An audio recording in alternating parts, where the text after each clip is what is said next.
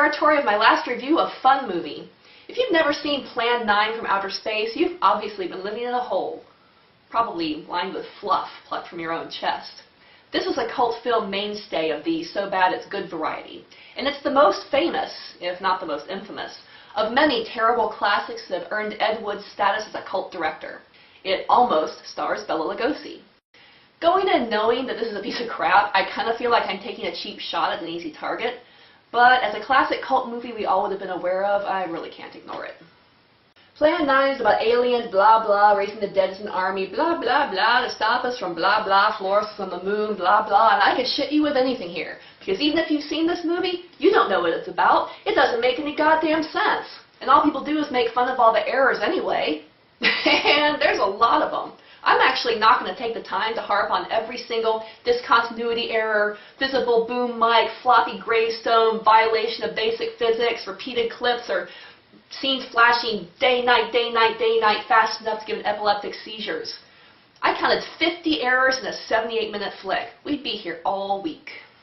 And to be fair, a film has to be cropped differently for theatrical release than for a video, so a lot of the so-called errors would have been intentionally left off screen.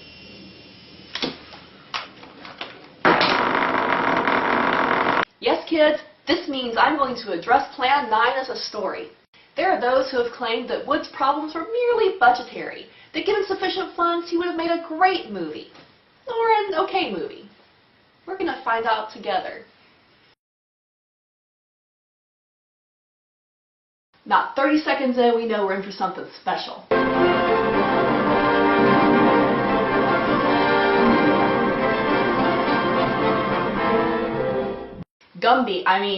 Criswell's opening dramatic cue card reading redundantly informs the viewer that we are all interested in the future, for that is where you and I are going to spend the rest of our lives.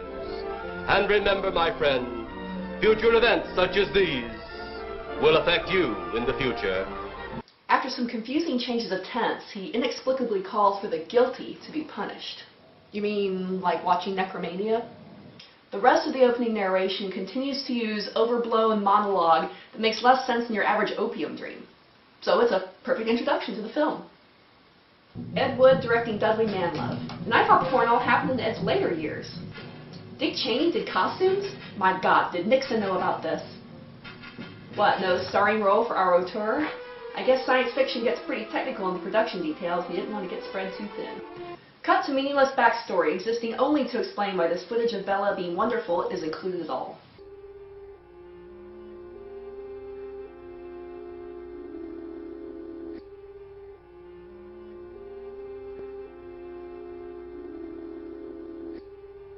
You'll get to know this cemetery very well. We called it the Daytime Cemetery, and you'll soon see why.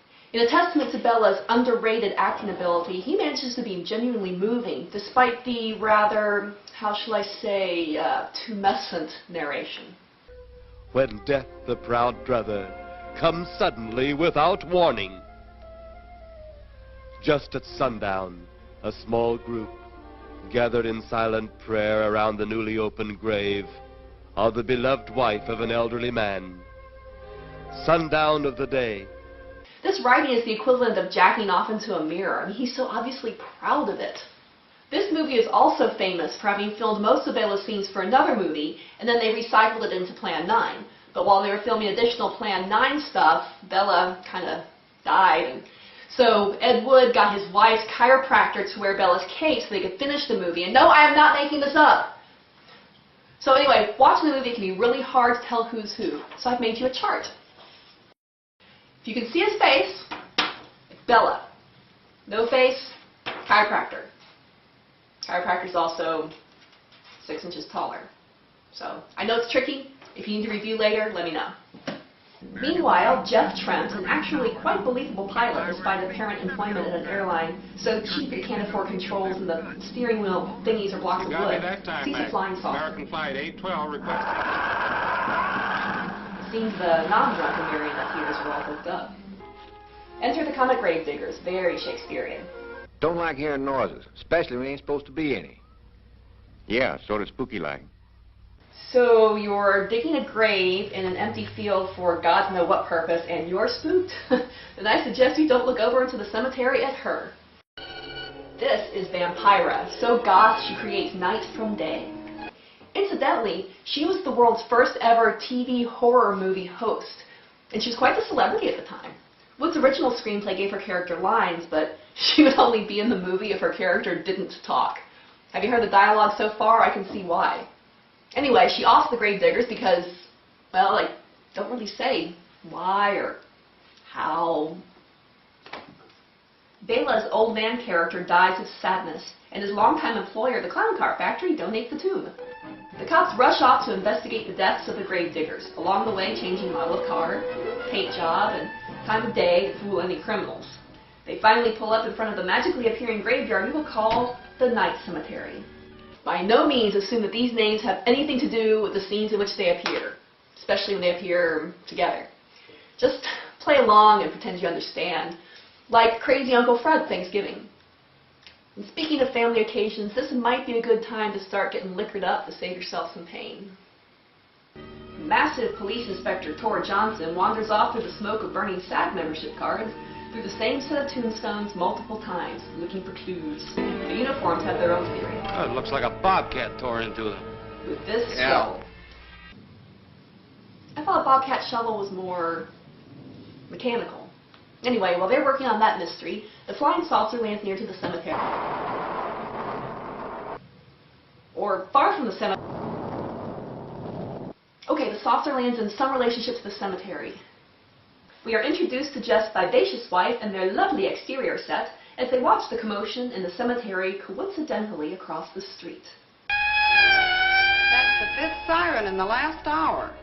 Sure do take their lives in their hands, what with the weather and all. What happened, Jeff? Tell me. I saw a flying saucer. It was taped onto the end of a wobbly bit of string, so it's kind of like a spaceship if you squinted. Saucer? You mean the kind from up there? Yeah, its counterpart. Yeah, its counterpart, the underground flying object. Mines potatoes for fuel, terrorizes burrow owls, dislikes being mistaken for a pie plate. It was shaped like a huge cigar. It goddamn well was not. We all saw it. This I gotta lay at Ed's feet. I mean, did he not read his darling script? This is just lazy. I mean, how hard is it to take a piece of string and a piece of aluminum foil and make a cigar shape out of it? Honestly, I've seen stoners without access to a head shop use a piece of foil with more ingenuity and effectiveness. I don't know, maybe stone is the way you ought to watch this movie so you don't notice these things. Lest she disbelieve his tale, the spaceship buzzes the house and they fall down at different times. Then it buzzes the cops in the cemetery, who also fell down at different times and in different directions. It's like we're on the bridge of the Enterprise. Among the fallen is one of the dead gravediggers. I have no idea why. I found myself making this face a lot watching this movie. You have to work so hard to cobble together for yourself a cohesive story. It's really brain exercise. I mean, this is the first audience participation movie. The old man rises from the dead, and here I get to see what you've learned. Ready? Good job! I am so proud of you. The old man and his smoking hot dead goth wife kill Tor, and there's a kind of sad funeral. I guess actual grieving wasn't in the budget. Anyways, in order to keep their plan a secret, the spaceships fly around all over the place playing nanny nanny boo boo. The army gets called out. And I guess Ed outsourced this scene to Korea to save money. That or the real reason we went to war in Korea was to shoot at UFOs. Colonel Tom Edwards in charge of saucer field activities. From a 5x5 bunker on an undisclosed soundstage. Was to make the greatest decision of his career. To go through with appearing in this picture. Colonel, we know you're indoors, so unless those are X-ray binoculars, you can dispense with the pretense. Well, they must have a reason for their visits. Visits? Well, that would indicate visitors. Well, the big gun's the usual way of welcoming visitors. We haven't always fired at them. No, things used to be very different. First, we invited them to tea on the veranda. We carved our initials in all the trees around the schoolyard. We even made them a valentine with construction paper and macaroni of our own hands. They ignored us. So we yanked on their ponytails and loaded up the surface-to-air missiles. Shh. Fuck 'em, I say. The spaceships go to suck on the refueling titty at the mothership. Your space commander has returned from Earth. Okay, I love the high-tech gear. Frankenstein's lab was more advanced. Send him in. Is that an oscilloscope and a slide projector? What did they use for astrogation and abacus? The aliens discuss both the necessity of keeping their mission secret and how difficult it is to communicate with Earth people. Boys. This necessitates the use of the drastic. Plan 9 deals with the resurrection of the dead. Now, I happen to have obtained at great trouble and considerable expense plans 1 through 8, which never made it into the final cut of the film. Let me just get this put up here for you. There we go. The aliens proceed to argue about why Earth people are so gosh darn annoying. It's been absolutely impossible to work through these Earth creatures. Their soul is too controlled. It's too bad it must be handled this way. We contacted government officials. They refuse our existence. So, contacting you by radio, printing newspapers about you, and shooting at you don't count. No wonder this romance is going nowhere. You guys don't make any goddamn sense. It's like we're from different planets or something. They have no suspicion of your movements. They buzzed all 3 major networks. It was a huge story with dozens of witnesses. I'm amazed these people got off their home planet. I mean, did they steal a spaceship from some more intelligent aliens who landed on their planet first? This is why you don't leave your keys in the ignition on a strange planet. But speaking of humans, Jeff has to go back to work, carrying his steering wheel case, and though Mrs. T has promised to lock herself in the house, he's still a bit worried. He kind of has reason, because 3 times she has proved herself incapable of locking a door. We've got 33 passengers back there that have time to be preoccupied. Flying this flybird doesn't give you that opportunity. Dude, you've been doing crosswords and trying to pick up the stewardess for the whole movie, so get off his dick. Mrs. Trent goes to bed in, say it with me, a filmy white negligee. We are therefore unsurprised to see her threatened by the old man, in both his incarnations, and chased out of the house into the cemetery. There, he and Vampira nearly incoherently menace her by wandering alone in various directions, and both day and night cemeteries back and forth over the same 20-foot set of tombstones so often that the astroturf gets all messed up. She witnesses Tor being resurrected, which is partly a laughably fake miniature set, and partly 20 beautiful seconds of honest-to-God's the most pristine cinematic imagery.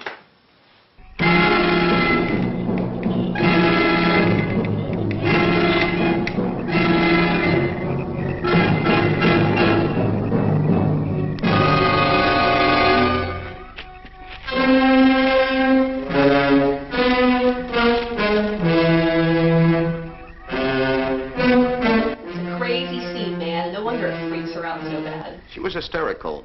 Women are funny, ain't they? The cops find Tor's empty grave. Then the saucer lands nearby. They know it's the saucer even though they don't see it because they hear a weird sound. And they heard a weird sound when the saucer buzzed them before. And weird sounds can only mean a UFO.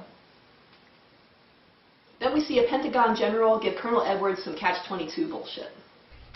I understand, Colonel, you've been on tap for many of our saucer attacks. Yes, sir.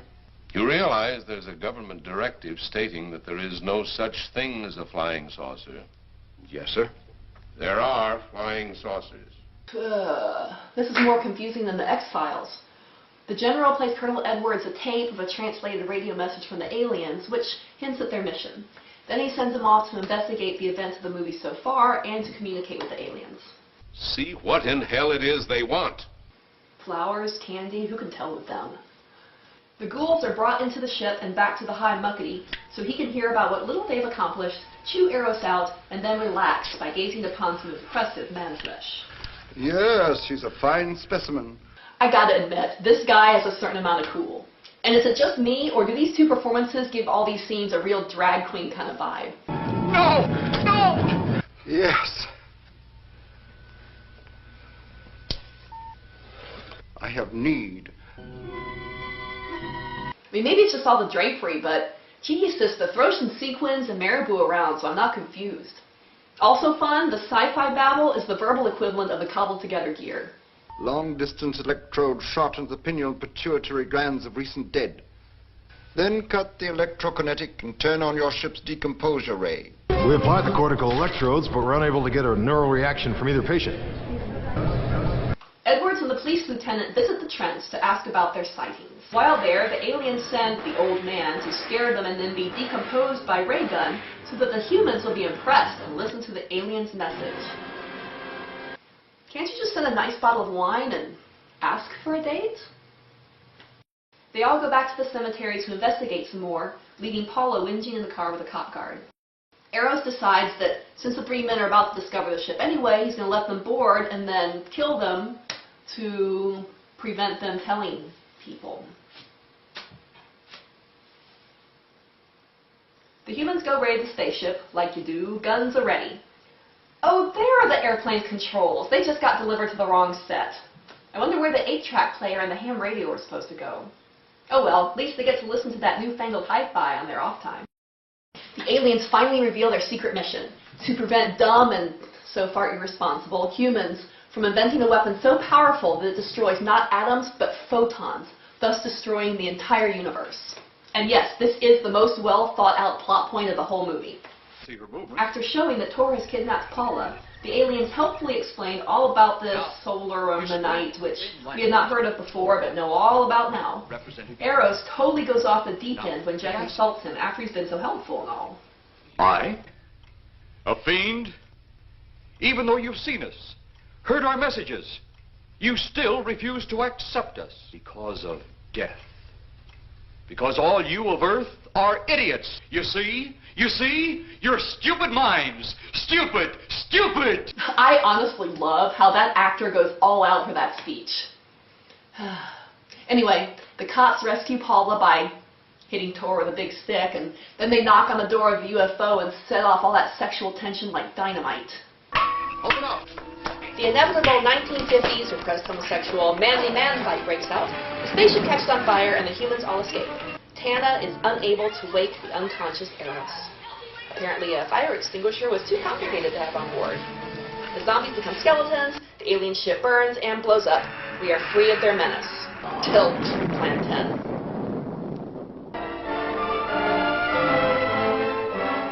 Eccentric and individualistic, Edward D. Wood was a man born to film. Lesser men, if forced to make movies under the conditions Wood faced, such as lack of budget, coherent writing. You forgot ugly, lazy, and disrespectful. Shut up! Would have thrown their hands up in defeat. Or perhaps if they couldn't make a good movie, they wouldn't have made one at all. I think Plan 9 highlights the difference between a good movie and a good experience watching a movie. What's good and what you enjoy aren't always the same thing, and that's fine.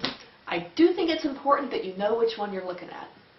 It's the cinematic equivalent of eating SpaghettiOs out of the can. I do love them, but I'm not going to pretend it's quality cuisine, and I certainly shouldn't live on it. Admittedly, Plan 9 would be both less funny and less sad if Ed Wood didn't clearly see himself as an auteur with a vision.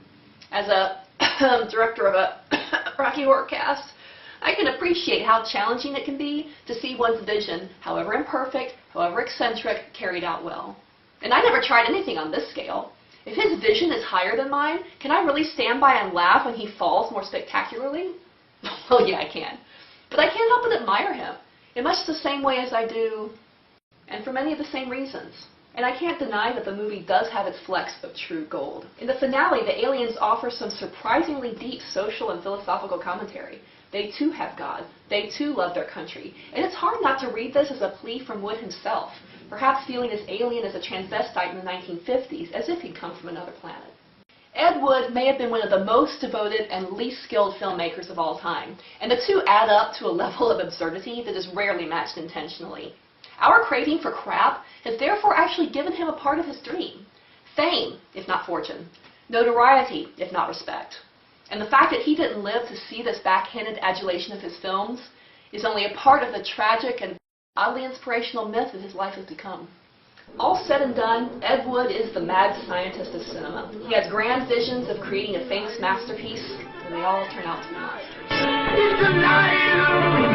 in the name of God, now I know what it feels like to be God. Proud brother of many beloved crap movies, Plan 9 forever stalks the movie zombie land of the internet.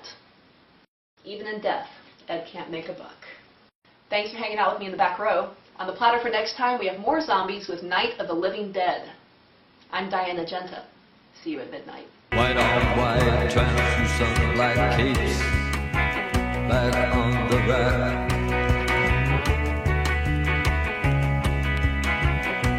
Bela Lugos is dead.